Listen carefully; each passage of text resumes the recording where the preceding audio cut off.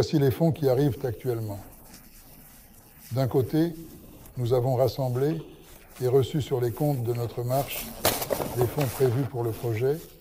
Tout va bien, mais néanmoins, j'ai dit que les paiements échelonnés qui vont entrer ne seront pas perdus.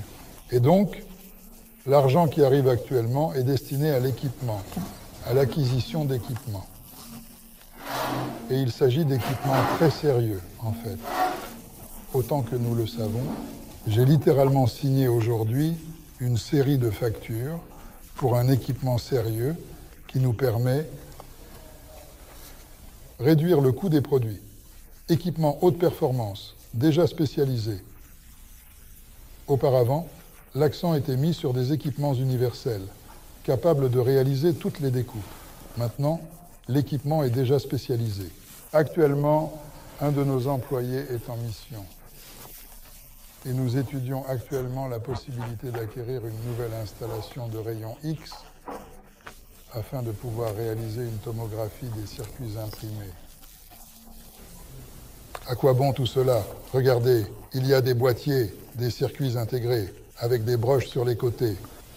Les résistances ont aussi la même configuration avec des broches sur les côtés des condensateurs. Il existe des boîtiers BGA dont les broches sont situées en dessous, par exemple. Et quand nous les soudons sur la carte, nous ne savons pas si la soudure des circuits intégrés a été faite correctement ou non.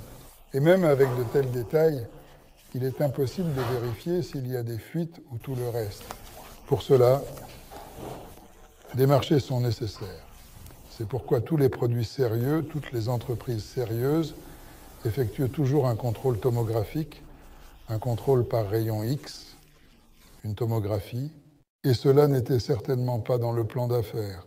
De la même manière, la machine à emboutir n'était absolument pas non plus dans le plan d'affaires.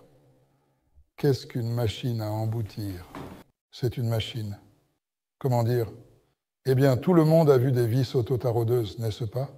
Tous ceux qui sont conducteurs les aiment beaucoup. Ces vis qui se coincent constamment, elles sont fabriquées sur des machines à emboutir, et nos citoyens, les citoyens russes, les connaissent le mieux précisément par ces détails, des boulons et d'autres produits divers et variés, mais il y a des choses plus sérieuses.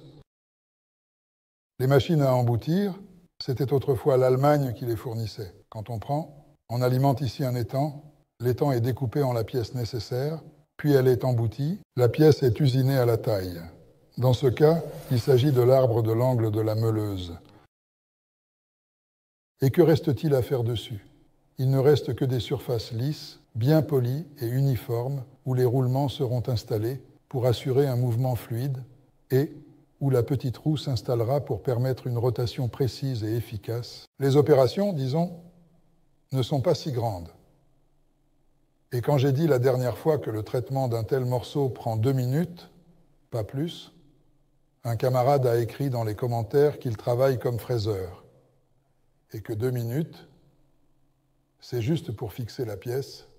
Collègue, non, non. C'est comme ça sur une machine universelle. Mais si tu as un manipulateur qui prend la pièce depuis le conteneur, la place, et qu'il y a une tête à 2 broches avec une prise automatique, il traite une pièce, puis une autre, la dépose, et elle retourne dans le bunker. Le manipulateur te met la pièce suivante. C'est un processus vraiment complètement différent. Un processus très complètement différent. Vraiment, ce que je dis n'est pas une erreur. En fait, c'est vraiment le cas. Vraiment, vraiment. Voici par exemple combien de temps il faut pour couper le filetage avec un outil ou une tête, par exemple. Avec un outil de coupe, tu mettras 3 à 5 minutes, alors qu'avec une tête, cela ne prendra que 6 secondes. Mais comment devons-nous procéder? Et alors, quel sera le coût de l'opération si nous prenons et calculons le coût horaire de la machine? Qu'est-ce que le coût horaire de la machine? Combien coûte une heure de la machine? Lorsque nous élaborons la fiche technique, nous calculons. Lorsque nous écrivons le programme pour la machine à commande numérique, nous calculons le temps, la machine nous indique le temps, nous calculons le temps de traitement, le temps de préparation, le temps de changement d'opération et les heures de machine nécessaires pour cette pièce. Notre tâche principale est de réduire le coût de la pièce. Pour cela, il est nécessaire de réduire le temps d'opération.